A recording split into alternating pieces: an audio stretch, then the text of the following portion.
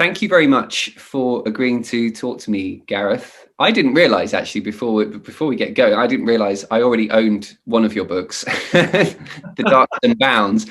And then we kind of got in touch via an author friend, I think, and Yeah. you kindly agreed to chat to me about the story that I've been researching. You grew up in Northern Ireland and you are now a historian and an author of historical nonfiction. But are stories based in Belfast and Northern Ireland of particular interest to you? Well, they are. I mean, I think you will inevitably have a uh, emotional attachment or intellectual interest in your hometown, particularly when you have a history in Belfast that is both so important and so misunderstood, which is sort of a lethal combination when it comes to history. And so I think any story of Belfast, particularly at that time in the Edwardian period when you're setting your novel, I think it's so interesting to me because it reminds you that this city was something before the Troubles. In the same way, it's remarkable and vibrant afterwards. But there is a long cultural hangover from the horror it kind of endured, and it's quite refreshing to see a different side of it. What amazed me when I found out about this story, gosh, I don't know when, it was like 4 or 5 years ago now. I was working at the BBC in Northern Ireland. I was reading Harry Houdini's memoirs, A Magician Amongst the Spirits, while I was taking a bath. And near the end of the book, just suddenly out of nowhere came this mention of William Jackson Crawford, a professor of engineering in Belfast, Northern Ireland, who was investigating the Gollagher Circle. Well, I guess it wasn't a massive shock to me that I hadn't heard of that story. But when I went into work the next day and when I spoke to my friends in Northern Ireland, they hadn't really heard of it either. And it amazed me that someone like William or someone like Kathleen, who was known by the likes of Harry Houdini and Sir Arthur Conan Doyle, who was in newspapers worldwide, should be so utterly forgotten. Why do you, had you heard their story? And if not, why do you think that is? Not at all.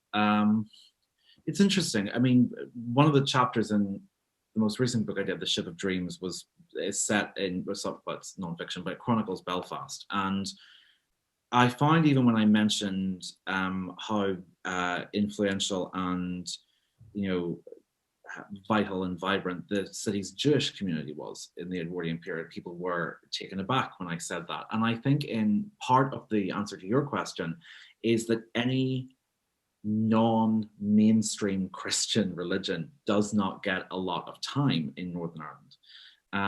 We have a lot of historical preoccupation with Protestantism and Catholicism. It's a crowded theatre already. And so I do think that there is a sense that any religion that didn't kind of fit into that mold, it wasn't talked about that much. And also, particularly amongst Edwardian or 1920s era Protestants in the North, spiritualism was regarded as like one step up from voodoo. Like it really was regarded as like a deeply, deeply problematic. I know Protestants even today who, if I said I had gone to a spiritualist meeting, would be, I mean, genuinely horrified. And not in the sense that they think it's bunkum, but that they think that there is something fundamentally malevolent at play there. And whether it's, a human liar or the father of lies, they don't like it. And so I think spiritualism was partly forgotten, and when it was remembered, it wasn't remembered kindly. There was not a culture in the north of Ireland that was going to remember it in any way. And also, I think, to set it in a wider context, I mean, spiritualism was the great fad of the 1900s and 1910s. Like it had, as you know, it had huge amounts of very wealthy and very influential supporters or devotees. And then it kind of had its moment. I mean, I'm not comparing it to Scientology or Kabbalah, but they had their moments. They had moments where they were really fashionable and a lot of people were interested in them, and then they sort of lost. They lost a certain amount of credibility. And I think spiritualism had that. It became a bit of a joke, really, by the 1920s and the 1930s. People were either shuddering at it or laughing at it. And that's why I think it had kind of slipped out of our memory. William Jackson Crawford was a engineering teacher, a respected middle-class man, quite well paid, working at respected educational institute, the Belfast Municipal Technical Institute. Would you speculate then that his publishing of his books around spiritualism and the noise and fury that went around spiritualism at the time would have caused him some sort of professional embarrassment? I would be very surprised if it didn't. Now, look, I mean, you have said to me before when we were discussing this, and I think it's such an interesting point, that for the first time really in the Victorian period, science was proving that you could measure things that previously you could not see. And so was the notion that you could measure the dead really that absurd as a theoretical possibility? No, it isn't. If you are seeing for the first time things like electrical currents and being able to transmit voices across vast distances, why is spiritualism an absurdity in theory? So I think in that sense, his engineering background in the time he was in, he might have been able to get away with a certain amount of credibility. I think people forget how snobbish the Victorians and Edwardians were in a really kind of like lethally potent way. And the lower classes, when they said it, there's a reason they said lower. It didn't just mean lower income, it meant lower intellect and lower morals. There was a kind of almost pseudo-eugenicist belief. And the fact that Crawford was going into a predominantly working class area of Belfast to do this, that the spiritualists he was consulting with did come from a background beyond the very wealthy, meant that there was an element, I think, of elitism at play. But also, you did see a very particular moment, I would say around, sort of maybe about 5 or so years before the First World War, where the wheels start to come off the credibility wagon with spiritualism. It sort of had enough time to prove itself and it hasn't worked. And, you have, it's 2 professors at Oxford, one of whom was the first woman to get her doctorate and a very prominent suffragette, who wrote a paper in which she said that they had such kind of a strong spiritual gift that when they were walking through the gardens at Versailles, that they manifested the spirit of Marie Antoinette, and they saw her at this moment, the day before the siege of Versailles in 1789. And interestingly, these are 2 very educated, intellectual women who are really active in like promoting things like female education and female suffrage.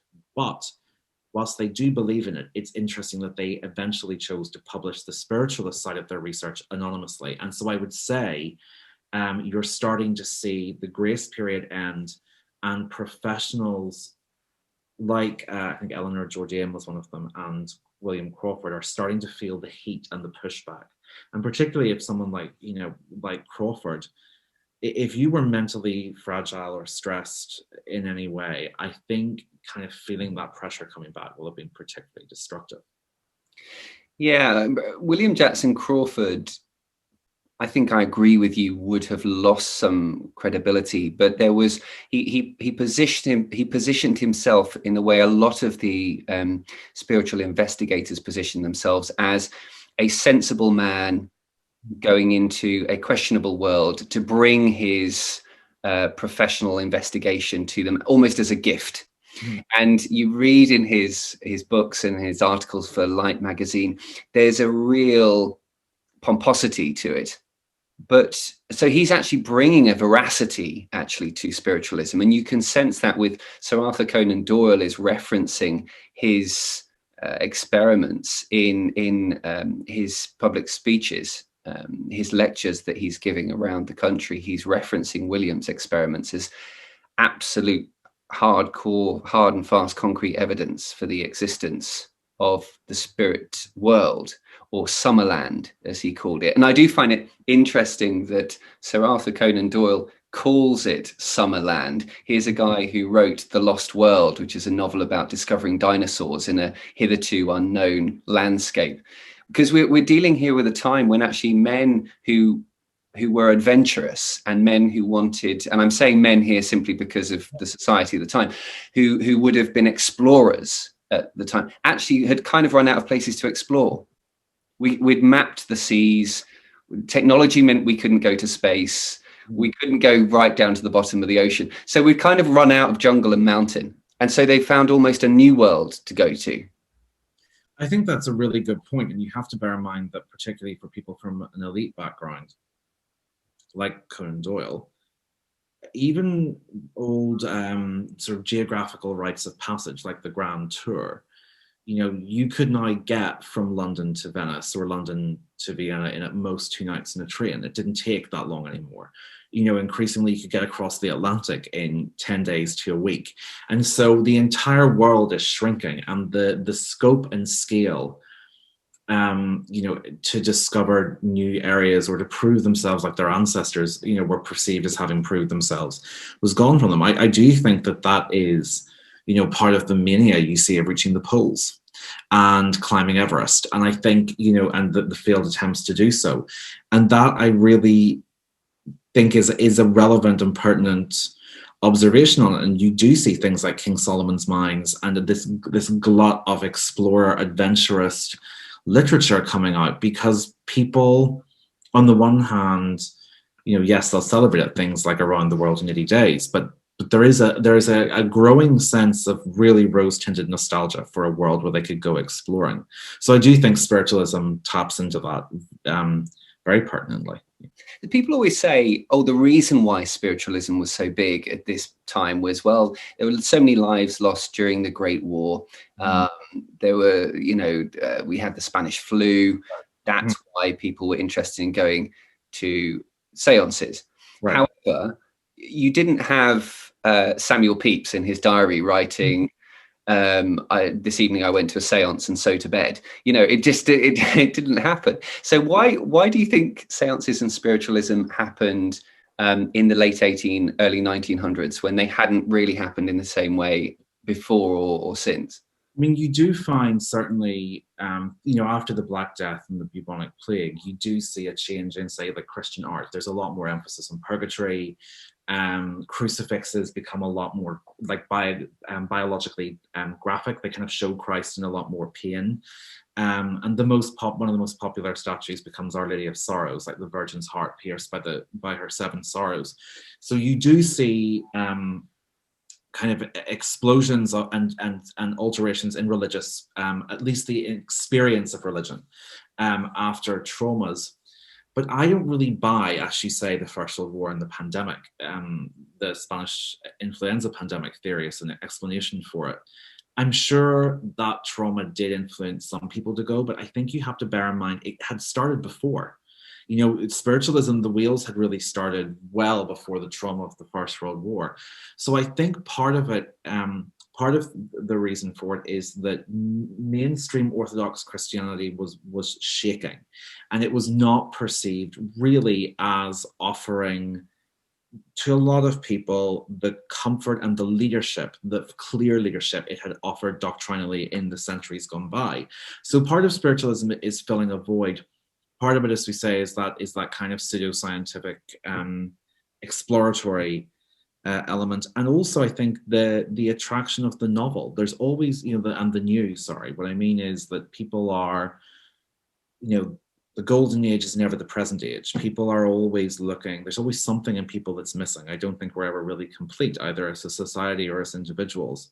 And I don't mean that in a kind of too bleak way, but there is an element in which spiritualism seems to offer people an answer to an eternal human fear, which is grief and loss. And I don't think it needs to be something as spectacularly traumatic as the First World War or the Spanish influenza. I think it arose at the tail end of the 19th century because of the 2 sort of religious and scientific reasons I've just said, but also because of a more human, eternal point, which is that people die and we miss them, and grief is really terrifying, and it's gut wrenching and it's pulverizing. And who wouldn't want to have the chance for someone that you loved who had gone ahead to reach back and say, "I'm fine, and I'll see you again soon"? Who wouldn't want that? I almost feel envious of that, because I'm going to put my cards on the table here now, as I'm bound to do many times during my lifetime. I don't believe in an afterlife. I don't believe in spirits. I desperately want to, and I'd love to see a ghost. But I mean, where do you stand on it? That question? That's a really, really good point. And I think one thing you said, I want to see one, and we can talk to them. And actually, what spiritualism offered was a repackaging of eternal, of eternal beliefs, but it allowed something that Christianity explicitly does not allow, which is that I think it's in the second book of Samuel. It's one of the history books in the Old Testament, where there is, by the standards of the Old Testament, a fairly lengthy description of King Saul going to the witch at Endor and asking her to summon up the spirit of the prophet Samuel. And it is left in no ambiguous terms that Saul has committed a true dark sin, because you're not allowed to ask the dead a question.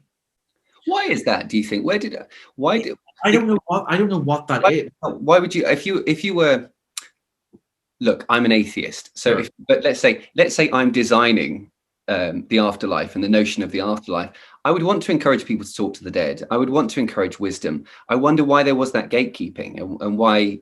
Well, part of that is, I mean, it's sort of, we're staring into sort of like the whole underpinning of Philip Pullman's novels, but the difference between faith and wisdom. And I think that part of the lesson, but first of all, I think Judaism was really at the time demarcating itself from pagan religions, where there was this kind of communication. But also, Christianity and Judaism, this is we're going into like very esoteric theology, but they really did not believe in time in the way other religions did, and the idea that time, it was sort of a human construct, and when you died, part of what Judeo-Christianity really stressed was you had to submit to God's will. You had to have faith and to trust, and that the dead are, they live on, but they're at peace. And asking questions and bringing them back is not peace. It's against what the natural order and natural plan is. And I'm butchering that, but I'm kind of sort of being a bit reductivist with it. But I hear you. Yeah, that's sort of the theory. And so, if, for instance, you went to a medium, a card reader, or anything like that, the overwhelming majority of them will tell you that they don't ask a question to the dead. They don't talk to them. If there's something that comes through, they'll say, oh, there's a message or whatever. Spiritualism is very different. There's like a conversation. Mm-hmm. And so I think it stepped in to offer something that Christianity had for centuries explicitly said was bad.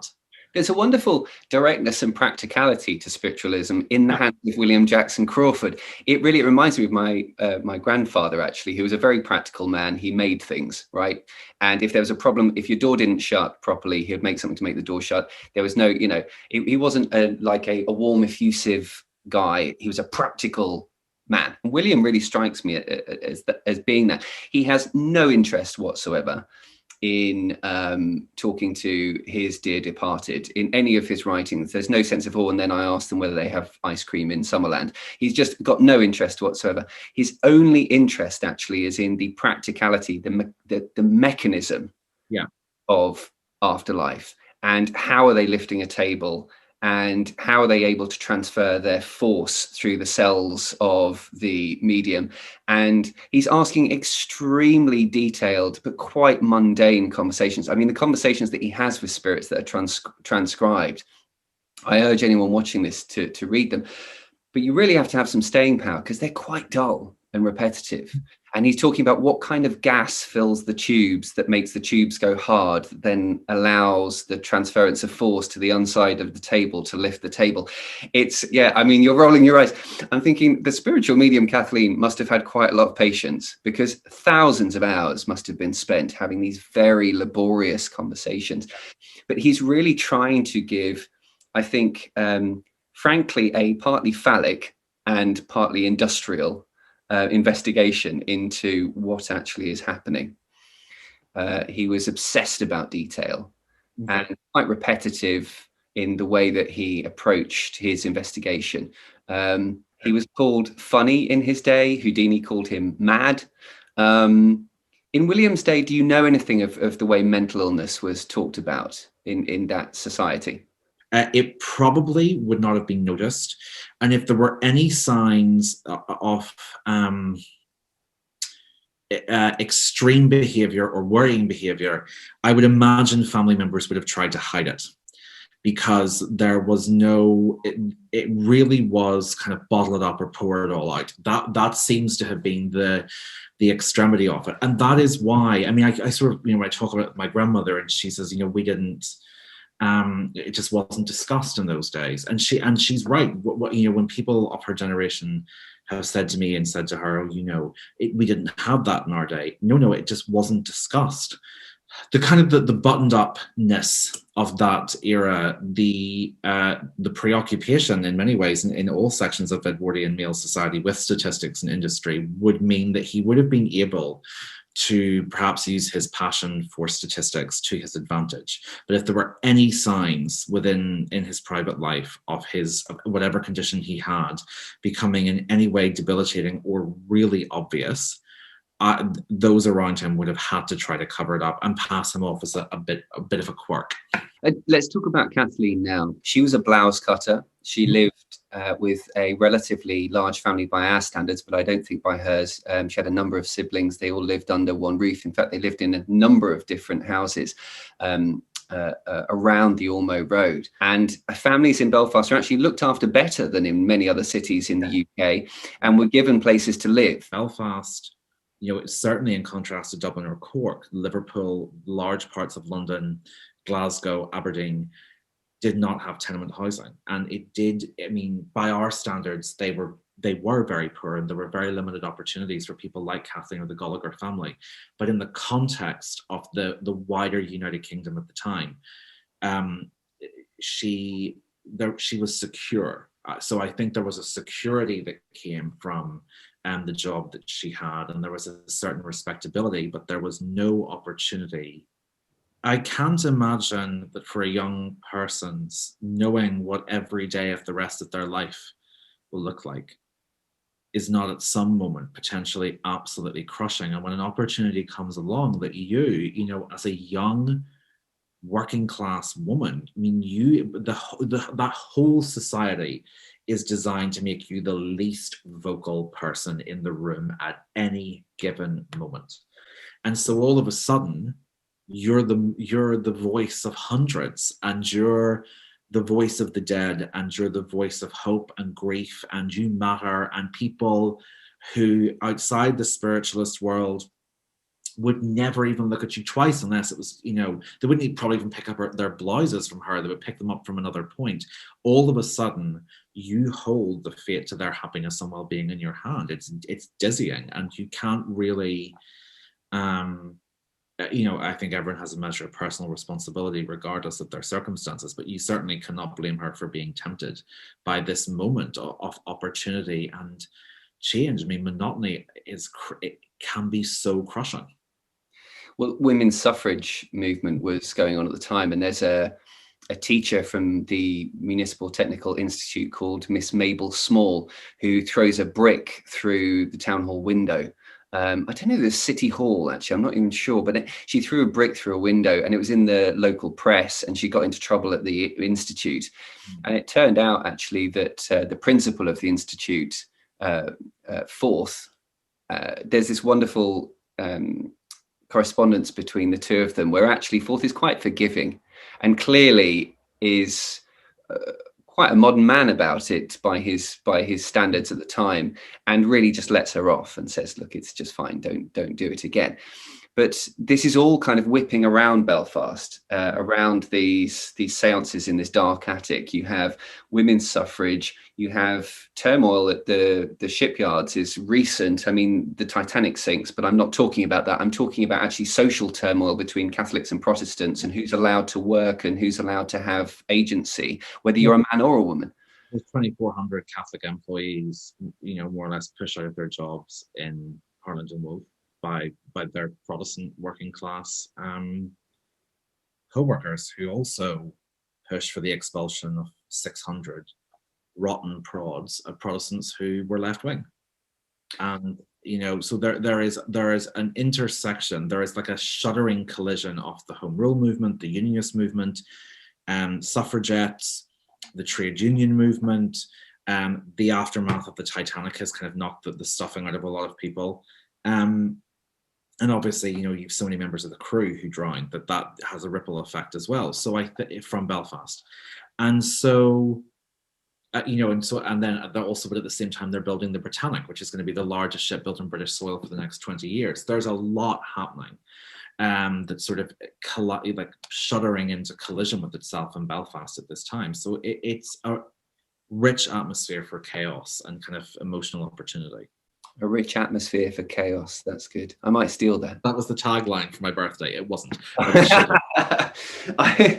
I really struggled, actually. I have to just talk about the shipyard quickly because I wanted it to be present in the novel. Are you telling me that the Britannic was being built in 1914 to 19?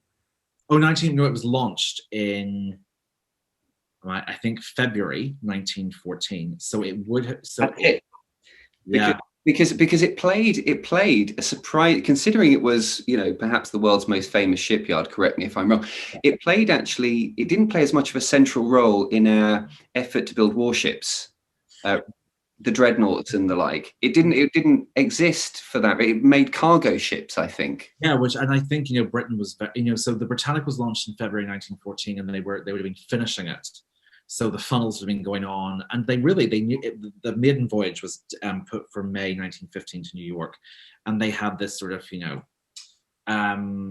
they were turning it into one of the most lavish luxury liners in the world. And then Franz Ferdinand is shot, and they said, we're going to need it for a hospital ship, and it's gutted, and then it sinks in active service. But I mean, there's smaller ships being built. The cargo ships and the transport crafts were as important as the warships, but I think there was very much a kind of dividing up of the yards. It's not my area of expertise, but from what I understand, different shipyards throughout the British Isles were kind of allocated different things. It's very interesting.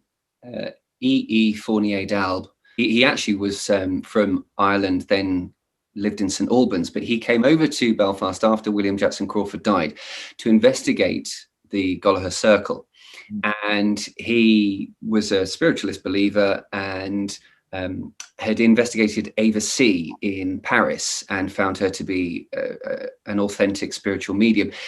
He found Kathleen Gollaher to be fake and uncovered her as a false spiritual medium. As far as he was concerned, found her lifting a stool with her foot.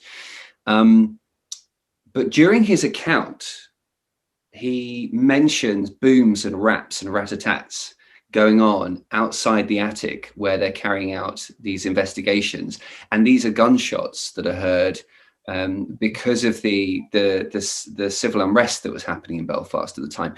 That was in 1921. Yeah. During the period of my novel between 1914 and 1920, I do have kind of distant gunshots and booms. Is that accurate? Certainly by about 1919, 1920, you're starting to see like the real hurtling towards independence and the panic and the absolute determination. Particularly, it's in the early years. In 1914, 1915, there was ammunition was being smuggled in. There were street fights, weren't there? Yeah, but yes, but pretty much Unionists put down the weapons when the war started, and so did a lot of nationalists as well. So at the start, if you're talking sort of 13, early 14, yes, absolutely. And that would have been heard in the countryside as well. A lot of aristocrats let their estates be used just as practice for the loyalist paramilitary groups. Right. Okay.